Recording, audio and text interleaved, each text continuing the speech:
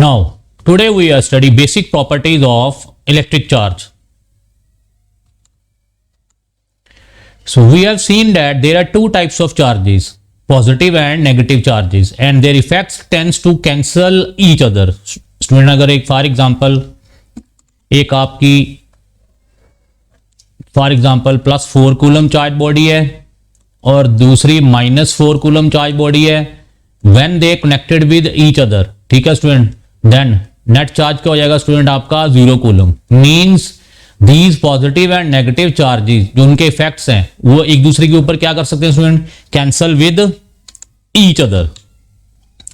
If the size of the charge bodies are very small as compared to distance between them, means जो इनके bodies के sizes हैं, for example these are the charge bodies and sizes of these bodies are very small as compared to distance between them. Distance between them बहुत ज्यादा है और इन bodies के जो size हैं वो क्या very small. Then student we treat these charges are as point charges. तो स्टूडेंट उनको हम क्या बोलेंगे, point charges. When the size of the body is very small as compared to distance between them, then the charges are termed as point charges. All the charge content of the body is assumed to be concentrated at one point in space. So student पूरी body का जैसे center of mass होता है, पूरी body का mass किसी एक point पे होता है concentrate, वैसे ही पूरी body का जो charge होता है स्टूडेंट वो कहां पे होगा, concentrate at one point. ठीक है student.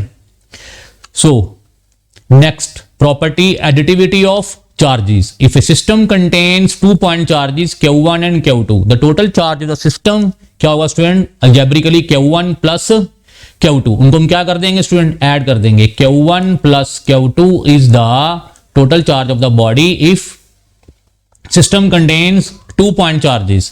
For example next system contains n charges Q1, Q2, Q3 and so on Qn. Then the total charge of the system is Q1 plus Q2 plus Q3 and so on plus Qn. Student इनके sign भी हमने साथ में लेने हैं, ठीक है student. अगर कोई नेगेटिव चार्ज होगा तो वो सब्ट्रैक्ट भी करना है. So proper signs have to be used by adding the charges in a system. For example student आपका ये आपका एक Q चार्ज है और दूसरा क्या है 3Q चार्ज. टोटल चार्ज कितना आ गया, Q प्लस 3Q 4Q, ठीक है स्टूडेंट.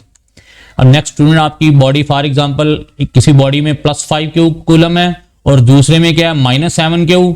टोटल ऐड किया तो क्या आंसर आ गया, -2Q. So proper signs should have been taken into account, ठीक है स्टूडेंट. सो ये आपका +5 था, +5Q प्लस दूसरा कौन सा था -7Q. स्टूडेंट आंसर क्या आ गया, -2Q. So proper signs should be taken into account, ठीक है student. This is the additivity property of charges. So next, charge has magnitude but no direction. Student ये मैं आपको लास्ट लेक्चर में बोल चुका हूं, चार्ज क्या है आपका, scalar quantity similar to mass. However, there is a one difference between mass and charge. Mass of a body is always positive, whereas charge can be positive or negative. Student, mass of the body always क्या होगा, positive, क्योंकि mass कभी negative नहीं होता. But charges कितने तरह के हैं, 2 तरह के, positive charges and negative charges. This is a great difference between mass and charge of a body, ठीक है स्टूडेंट. सो नेक्स्ट आ गया quantization of charge. Next property आ गई quantization of charge. Experimentally it is established that all free charges are integral. Student कौन सा, integral, not in fractions, not in real numbers. Integral multiples of a basic unit of charge denoted by e. Student जो basic unit of charge है उसको हम किसके साथ denote किया हुआ हमने, ई के साथ. E is a basic unit of charge, ठीक है student, and that is a integral multiple of basic unit of charge, and that is the property of quantization of charge.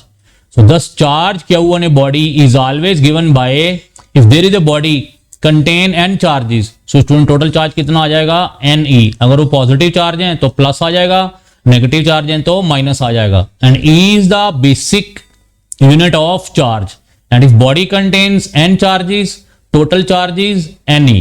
So this is the quantization property of charge where n is any integer, positive or negative. That depends on the charge is positive or negative.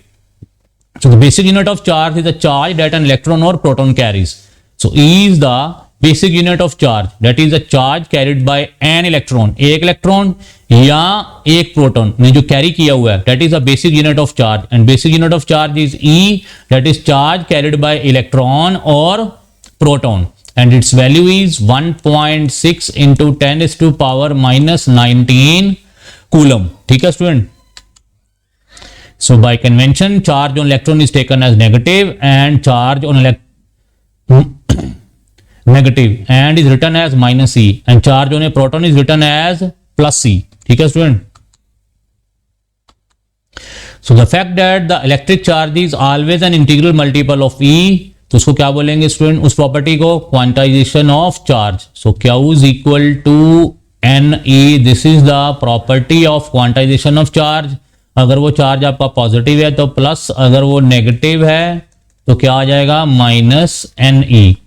So there are large number of situation in physics where certain physical quantities are quantized. Student, काफी सारी physical quantities हमारी physics में क्या है, quantized है. So the quantization of charge was first suggested by, किसने कहा था, by experimental laws of electrolysis discovered by कौन सा साइंटिस्ट था, Faraday.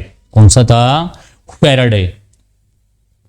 It was experimentally demonstrated by, उसके बाद इन्होंने कहा था मिलिकन ने इन 1912 कि charge is quantized in nature and ऐसा unit of charge is coulomb denoted by capital C. So coulomb is defined as the unit in terms of electric current. Student, electric current की definition में भी हम coulomb को लिखते हैं. So current क्या आपका, rate of flow of charge, rate of flow of charge, क्योंकि फ्लो आ गया तो मैंने कहा था इलेक्ट्रिक करंट. अगर चार्जेस आर एट रेस्ट है तो इलेक्ट्रोस्टैटिक्स. तो यहां पे क्या आ गया, अगर वो आपका चार्ज फ्लो कर रहा है तो वो क्या प्रोड्यूस करेगा, electric current. So charge 1 coulomb charge if flows in 1 second time then 1 coulomb per second is called 1 ampere, is called 1 ampere, and ampere is the unit of electric current. ठीक है student. So E is equal to 1.602 10 is power minus 19 coulomb, basic unit of charge, and this is a universal constant. ठीक है student. So thus there are about 6 into 10 is to power 18 electrons in a charge of 1 coulomb. Student, अगर Q is equal to NE है, N हमें निकालना है. N क्या है, Q over E. Q की वैल्यू अगर हमारे पास कितनी है, 1 कूलम, और E की वैल्यू स्टूडेंट कितनी है, 1.6 into 10 is to power minus 19. तो स्टूडेंट ये आपका N अप्रोक्सीमेटली कितना आ जाएगा, 6 into 10 is to power 18 means 6 into 10 is to power 18 electrons ने जो चार्ज कैरी किया हुआ है स्टूडेंट, वो कितना है, ओनली 1 कूलम. अब समझ आ गई आपको कि 1 coulomb is not a small charge, it is charge carried by 6 into 10 is to power 18 electrons. So 1 coulomb charge is not a small charge.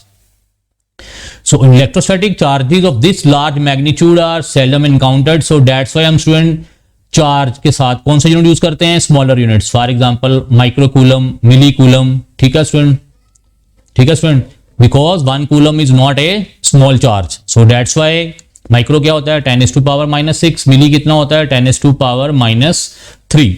ठीक है स्टूडेंट. सो नेक्स्ट आ गया, if the protons and electrons are only basic charges in the universe, all observable charges have to be integral multiples of electrons. Yes. Thus if a body contains n1 electrons and n2 protons, for example student हमारे पास body है, उसमें electrons कितने हैं, n1, और protons कितने हैं, n2, then total charge क्या होगा student, charge carried by electrons कितना आ जाएगा आपका, n1 minus E, charge carried by protons कितना आ जाएगा, N2 plus E. Total charge क्या होगा, दोनों चार्जेस को क्या कर देंगे हम, ऐड. तो क्या आ गया स्टूडेंट आपका, N2 माइनस N1. E क्या आ गया आपका, कॉमन। टोटल चार्ज क्या आ गया, n2e plus n1 into minus ई, क्या आ गया n2 minus n1 into E, because charge carried by proton is positive and electron is negative. ठीक है स्टूडेंट, वेयर n1 n2 क्या स्टूडेंट आपका इंटीजर्स, और ये जो n2 माइनस n1 आएगा स्टूडेंट ये भी क्या होगा integer. It means charge is always quantized in nature. So charge on any body is always an integral multiple of E and can be increased in steps of E. ठीक है student, 1E, 2E, 3E, 4E, 7E, 8E, 9E etc. ठीक है student, so charge is quantized in nature. So student next article आ गया आपका conservation of charge. This we will discuss in next lecture. Thanks.